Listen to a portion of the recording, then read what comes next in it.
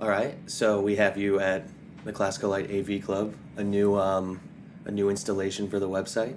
It's very nice. Yeah, I like this green Does this screen. green thing mean we can put like aliens behind us later if we need to? We were gonna try and throw you onto a beach, actually. Well, yeah, I could really use a vacation. Yeah, we were just talking about that. Too. So you had My Mother Has Four Noses, which I went to and I saw, and it was wonderful, and I had a great time. Thank you. And it was really well done. Did you want to talk about that for a second? I'm so surprised. Yeah.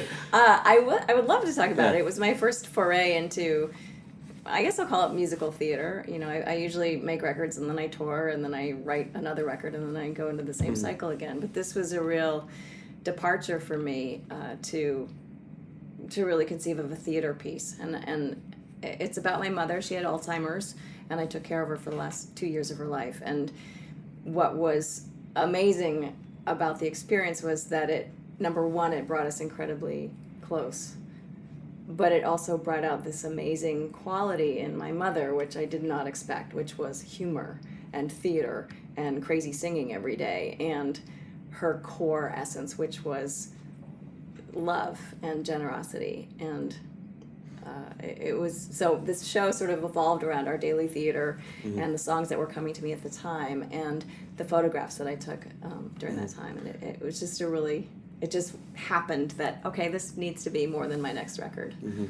Was it, were you nervous at all doing it? I was terrified. Basically just a one-person show. I was terrified. It's the scariest thing I've ever done. I mean, we were off Broadway for 10 weeks. Yeah. You know, just try something harder. Yeah. Because you'd sink or swim, and we swam. It was a success, and I'm really glad I did it. And we're actually going to be touring it around the country. And Oh, where are you guys going to go to? We just got booked for Philly for next year. I read about that, yeah. And we're talking to a producer in the UK about maybe 3 or 4 dates in smaller cities around the UK and then bringing it to London. Awesome. That'd be really cool. I think the British would totally get it. I think it'd be Mom's really sense of well humor. received, yeah. Oh, definitely. Yeah, your mother was, she was very funny. She was a poet too, right? She was a poet. Yeah. She was a clown. Oh, yeah, she was a clown.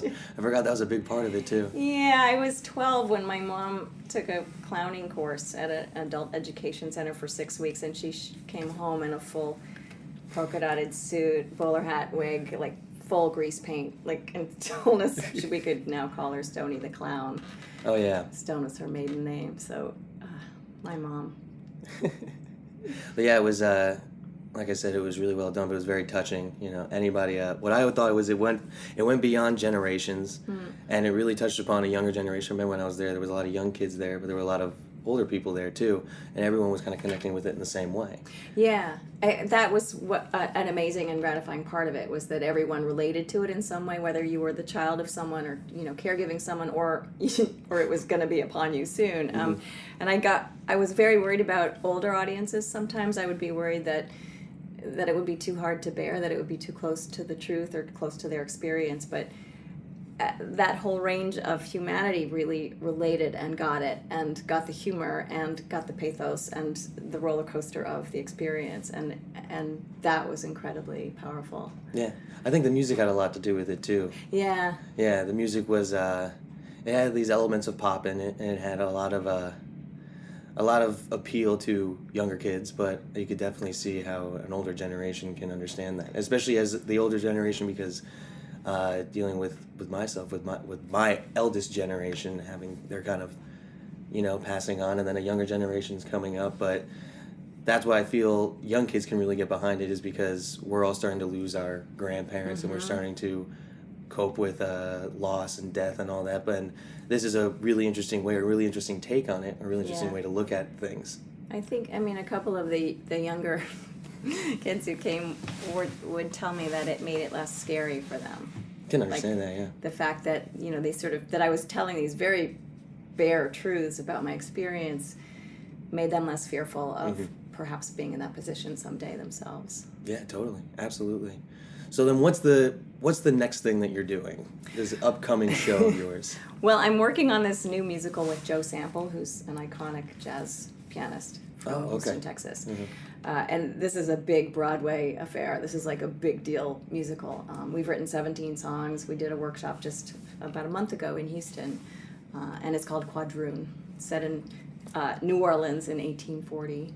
Oh, great. And it's a crazy, powerful, soulful story. So that's my biggest thing on the books. I'm working on another. All of a sudden, I'm musical theater. I don't know what the hell happened, but I'm working on another idea with a playwright named Jeffrey Knopfs. He wrote a play called Next Fall, which was on Broadway in 2010.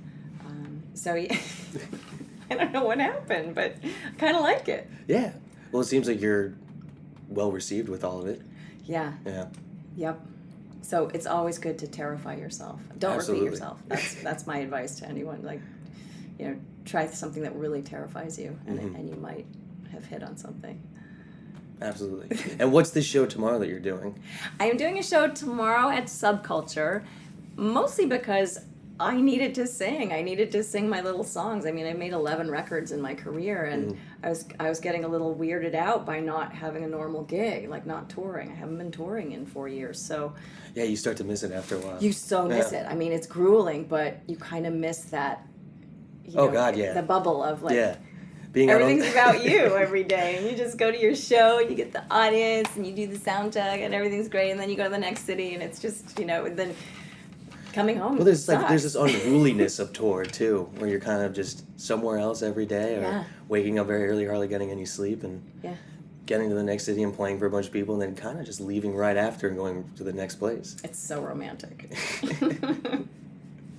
Awesome. So anyway, this is I'm going to do a monthly residency, I guess. At Subculture? Yeah. Cool. Okay. Because I wanted to delve into, I mean, I have so many kind of personalities. I'm a little bit of a multiple personality musically. So I have like rocking songs, and then I have more chamberish, folky songs, and then I have intense, harmonically crazy songs. So I wanted to focus on a different aspect each month. So this month is Crazy Harmonic Month. Well, you got your start as a folk singer too, right? Yeah. Yeah. Me and a guitar. Yeah.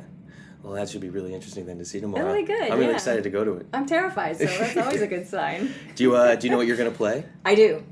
Do you want to talk about that? No, it's going to be a surprise. Okay. You mean now? Yeah, right now. Oh. Right this second. The I'm not next telling thing you about the next thing that tomorrow. you're gonna do. I thought I would do for you today something from the show. Okay. From Four Noses. Okay. And it's a song called Scars. And in the show, I sing this song after I've gotten my mother through surgery, which for anyone who's been through surgery with someone with dementia, it is cuckoo. Like, they don't tell you that painkillers and anesthesia will make a demented person 10 times more crazy than a normal person. So she was hallucinating. She was seeing crazy things. She was, like, anywhere but there. So it prompted this song, and I got the chorus from one of her poems. Oh, wow. One of her poems, she is called Words About Writing, and she writes to a younger poet in her poem, and she says, number one, she's saying, like, you have to coax a poem. It won't just come to you. It's like a wild animal. You have to leave crumbs and, like, befriend it day after day, and then finally you may get the idea. And then she says, and start again more than you ever dreamed you could. And so I stole that from my song. Oh, wow. Well, that's great. We're really looking forward to it then. Thank you. Nice. Cool.